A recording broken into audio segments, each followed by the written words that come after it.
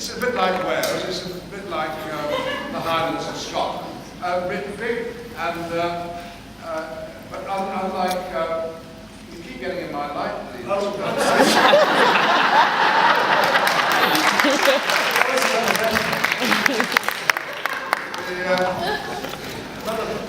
point about New Zealand as far as filming is concerned is there are no telegraph poles, there are no dry stone walls, there are no fences, there's no land chopped up as there would be if we went to film in the Lake District, which is probably what Tolkien had in mind, something like that sort of landscape. But you can go to whole areas in New Zealand where there's no signs of human beings. And there are places that we went to, you're going to see them now, right on the tops where we were lifted up by helicopter to places where human beings had never been before because they were inaccessible, except by helicopter. So that's the reason that the films are made there. But on top of that, it's a very congenial place socially. It's the first place to give women the vote. Very good on gay rights, and they also have state brothels. I never knew that. That's the fact I was unaware of. Oh, we only begun. What's in the audience? I mean, you mentioned the filming experience. Was filming The Hobbit substantially different from filming the Lord of the Rings trilogy? Was it the same basic deal? Everybody. Everybody behind the camera was doing the same job that they were doing 12 years ago. So, going back, it was working with old friends.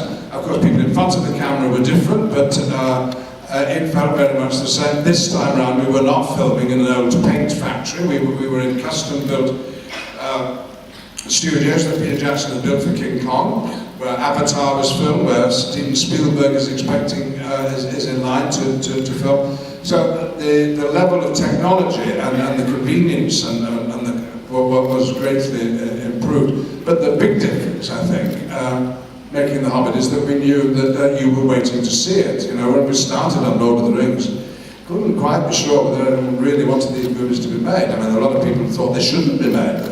How dare we trample over these classic books and turn them into a screenplay. But now the popularity of The Lord of the Rings was established this time. We knew there were millions of people around the world who were waiting for them. So that was the biggest difference, a sense that we were doing something that was actually wanted. I mean, one more question, and then I'll turn it over to the crowd. Are there any differences between playing Gandalf the Grey and Gandalf the White? Well, Gandalf the White is a bit of a bore, frankly. I know he's cut his hair and he's shaved a bit, and he looks rather nice in his white, but Peter Jackson and I always preferred Gandalf the Grey. You know, because he likes a smoke and a drink and a boogie with the hobbits. It's just a bit more humane than the driven commander who's Gandalf the White. I wanted to have a scene in the film where we saw Gandalf getting up in the morning, because I don't know if you've noticed, nobody ever washes in Middle-earth. You never see them really going to bed, and I'd love to see what sort of pyjamas Gandalf wears. He probably doesn't have any. He's so dirty. He sleeps in his robe and everything. But and I want 2 more films to go. I mean, yes, and I know we're going back to do 5 more weeks at work. And I've said to Peter, can we not have a scene where we see Gandalf getting up in the morning, lighting his first pipe, and then going to have a pee against a nice big New Zealand native tree? I'm just thinking in 3 dimensions. So I'm going to turn it over, so I'm assuming there will be people with questions, so please do raise your hand, and there are microphones circulating, so if anyone has a question for Sir Ian, now is the moment. There's a hand over here, I can see up here. Probably best to wait for the microphone, because we've discovered, unless you're shouting down here so far. Yes, I'm doing, oh no, I'm not going to stand up. I'm doing an essay on Gandalf in comparison to Dumbledore, and in terms of I read your interview in the Times, and I'm not even going to go there. Of course, Gandalf is the greater wizard, but in terms of like character study, and like Tolkien, where did he get the idea of Gandalf from? Because of the grey beard and the archetype of like Merlin. Where did your character studies, like where did you go with it? Well, we all know where J.K. Rowling got Dumbledore from. It's perfectly obvious. I mean, I see big posters for the last Harry Potter movie with Mike Gambon, and I do a double take because I think it's me. I went to see him in a play recently. I said, Mike, just tell me, do you ever get mistaken for me? Because people are always coming up to me and saying, thank you for the Harry Potter movie. He said, oh, all the time, Ian. And I said, what? I said, well, what do you do about it? He said, I just signed your name.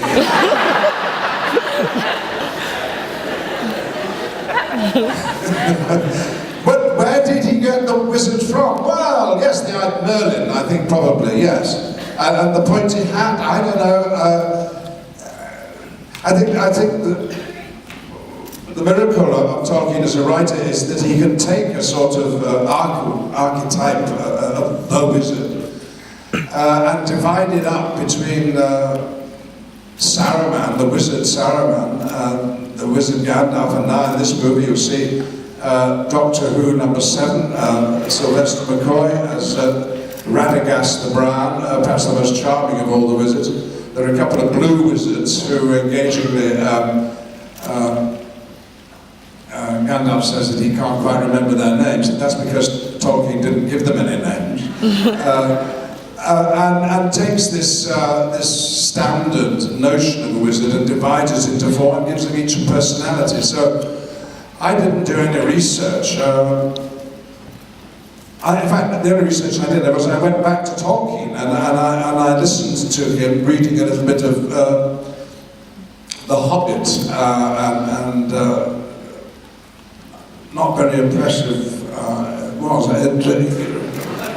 Well, it was rather overacted. I'm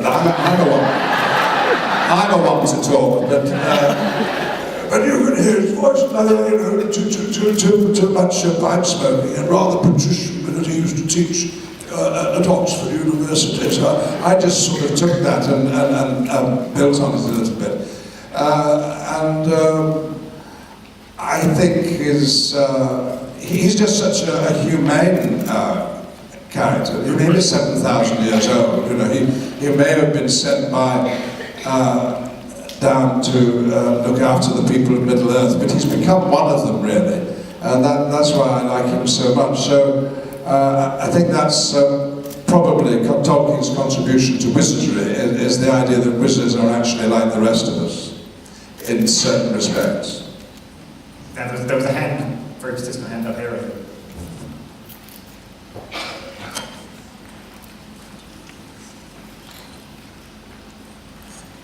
You're very quiet and polite. I hope you didn't get really excited by the movie. Very rarely. Yes, I hope so. So we know in the Lord of the Rings, the Fellowship all got tattoos together, apart from Jonathan Rhys Davies. And I was just wondering who initiated that idea, and were you very accepting of it? Did it take much persuading to get it?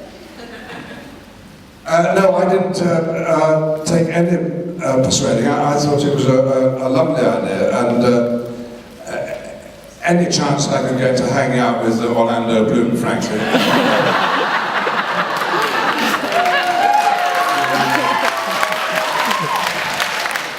So we went down to a tattoo artist in the Cuba Mall in Wellington. All the fellowship went down together, and we could choose what part of our bodies we had a tattoo. Mine is just there. Orlando's, I think, is down there. And Elijah Woods is about there, really. And I held his hand all the way through. The only person who wouldn't have it done was the dwarf, John Rhys Davies. You're absolutely mad. He said, you can't go and have some mad Maori with a bit of broken glass giving you terrible diseases. It's no, you mustn't do it. It's absolutely dangerous. I'm not going anywhere near it. So he didn't, and the next thing I heard about John was that he was desperate to take his weight off and he had his stomach stapled together. Well, I thought, really, if he the tattoo wouldn't do him any harm. And I don't think it's done me now. But no, but we didn't get anything this time. We had a ring made, and I'm sorry I'm not wearing it tonight. The dwarves designed a ring, and I got one with some Gandalf insignia on the inside. I've also got one of the E-rings, you know.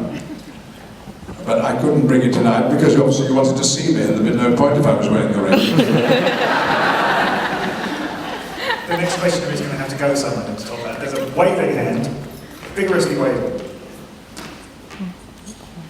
So, was there a big difference between the atmospheres of filming the previous movies and this movie? Just, you know, how close you were or something along those lines? Yes, no, I don't think there was. I mean, it all comes to the top, doesn't it? And the top in this case is Peter Jackson. And he runs the whole outfit as if it's a family reunion somehow. His live-in partner, Fran Walsh, writes the scripts with him. Her best friend, Philippa Bones, writes the screenplay with them. Their kids, Billy and Kate, were both in the Fellowship of the Ring. Katie wants to be an actress now. You all live very close together because Wellington's a small place. Peter's a great host, and you often see him at weekends around at his house and so on. So it's sometimes felt as if you're making the most expensive home movie ever made. But that atmosphere continued. I suppose the basic difference of the cast was that last time round it was rather young. I mean, the four Beatles, the four Hobbits, and Orlando, and they were sort of the driving engine of it all. And this time round, the dwarves, well, there are some young ones, but they're mainly middle-aged. Martin Freeman's a bit older than Elijah was, and so they're a little bit more staid, so I didn't feel quite so out of it as I sometimes did when the hobbits were going off to surf and stay up all night. Yeah. But no, it was basically the same. A very, very friendly atmosphere. Is there another hand? Many hands. We'll do a question over here and then a question over there, I think. Hi, okay. Hi. Just two quick questions. First of all, I don't know if you've read Lord of the Rings and The Hobbit, but